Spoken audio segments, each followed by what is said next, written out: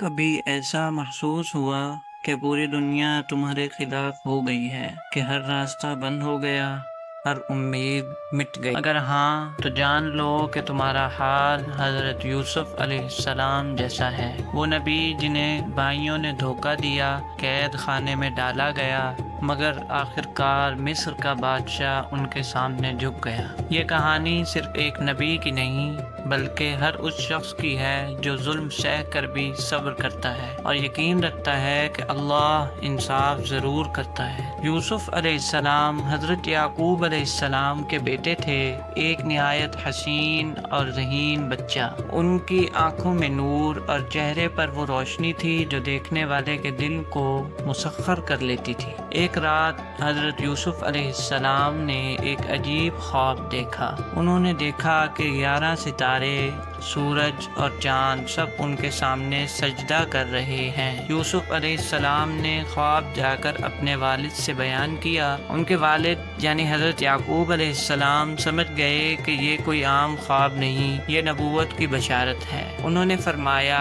بیٹے، یہ خواب کسی سے بیان نہ کرنا، کیونکہ تمہارے بھائی حسد کریں گے۔ لیکن تقدیر کا کھیل شروع ہو چکا تھا۔ بھائیوں کے دلوں میں حسد کی ایک آگ بھڑک اٹھی تھی۔ انہوں نے سوچا، یوسف ہمارے باپ کا سب سے پیارا ہے، جب یہ نہ رہے گا تو باپ کی محبت ہمیں مل جائے گی۔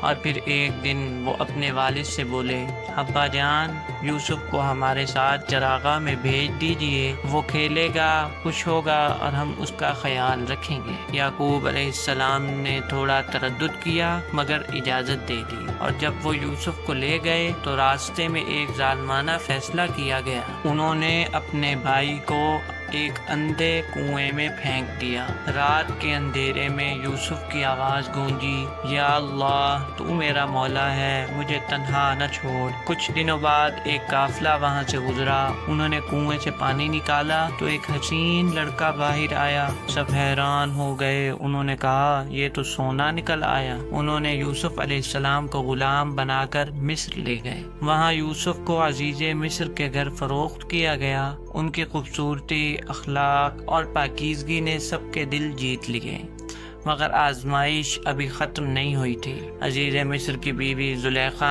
یوسف علیہ السلام پر فریفتہ ہو گئی۔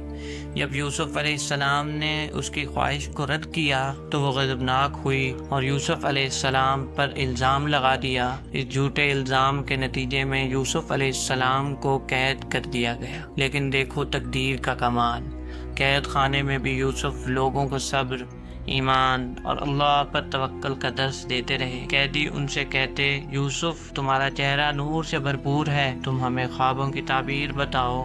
انہوں نے کہا، تعبیر دینے والا میں نہیں، میرا رب ہے، وہی علم عطا کرتا ہے۔ ایک دن مصر کے بادشاہ نے خواب دیکھا، 7 موٹی گائیں جنہیں 7 دبلی گائیں کھا رہی ہیں، 7 ہرے خوشے اور 7 خشک خوشے۔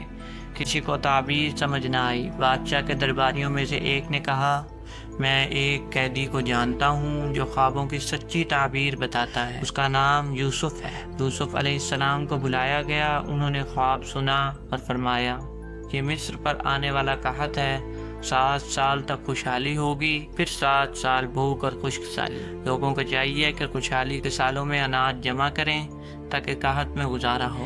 بادشاہ حیران رہ گیا، کہا، ایسا دانا شخص تیرے سوا کہاں ملے گا؟ اور یوسف علیہ السلام کو مصر کا وزیر خزانہ بنا دیا گیا۔ یہ وہ لمحہ تھا جب اللہ نے غلام کو عزت، قیدی کو حکومت اور مظلوم کو عظمت عطا کی۔ قحط آیا، مصر کے ذخائر محفوظ تھے، یوسف کی حکمت کے باعث پورا ملک بچ گیا۔ دور سے قافلے آنے لگے، انہی میں ان کے بھائی تھے جنہوں نے برسوں پہلے یوسف کو بیچا تھا۔ یوسف علیہ السلام نے انہیں پہچان لیا مگر وہ نہ پہچان سکے۔ انہوں نے ان کے ساتھ نرمی کی، اناج دیا اور واپسی بھیج دیا۔ پھر ایک منصوبے کے تحت اپنے چھوٹے بھائی بنیامین کو روک لیا تاکہ سچائی ظاہر ہو۔ جب بھائیوں نے التجا کی تو یوسف رو پڑے۔ انہوں نے کہا، کیا تم جانتے ہو تم نے یوسف کے ساتھ کیا کیا تھا؟ بھائی لرز گئے، کہنے لگے، کیا تم یوسف ہو؟ انہوں نے مسکرا کر کہا، میں یوسف ہوں اور یہ میرا بھائی ہے۔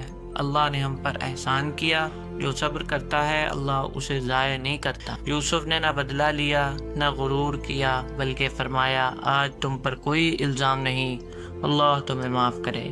یہ وہ لمحہ تھا جب صبر کا تاج یوسف علیہ السلام کے سر پر رکھا گیا۔ یوسف علیہ السلام نے اپنے والد کو مصر بلایا، سالوں کی جدائی ختم ہوئی، یعقوب علیہ السلام کا چہرہ خوشی سے دمک اٹھا اور وہ وہی خواب یاد آیا جو برسوں پہلے دیکھا گیا تھا۔ سورج، چاند اور 11 ستارے سجدے میں ہیں، سب حقیقت بن چکے تھے۔ یہ کہانی ہمیں سکھاتی ہے کہ جب دنیا تمہیں دھتکارے، اللہ تمہیں چنے گا۔ جب لوگ تمہیں قید کریں، اللہ تمہیں آزاد کرے گا۔ جب سب تمہیں کمتر سمجھیں، اللہ تمہیں عزت دے گا۔ یوسف علیہ السلام نے کبھی بد دعا نہیں کی، کبھی شکوہ نہیں کیا، بلکہ فرمایا، اے میرے رب، تو نے مجھے عزت دی، علم دیا، مجھے اسلام پر زندہ رکھ اور نیکوں میں شامل فرما۔ یہ کہانی ہر اس انسان کے لیے ہے جو زندگی میں آزمائش سے گزر رہا ہے۔ اگر تمہیں لگتا ہے کہ حالات تمہارے خلاف ہیں تو حضرت یوسف علیہ السلام کو یاد کرو، جنہوں نے قید خانے میں بھی امید نہیں چھوڑی۔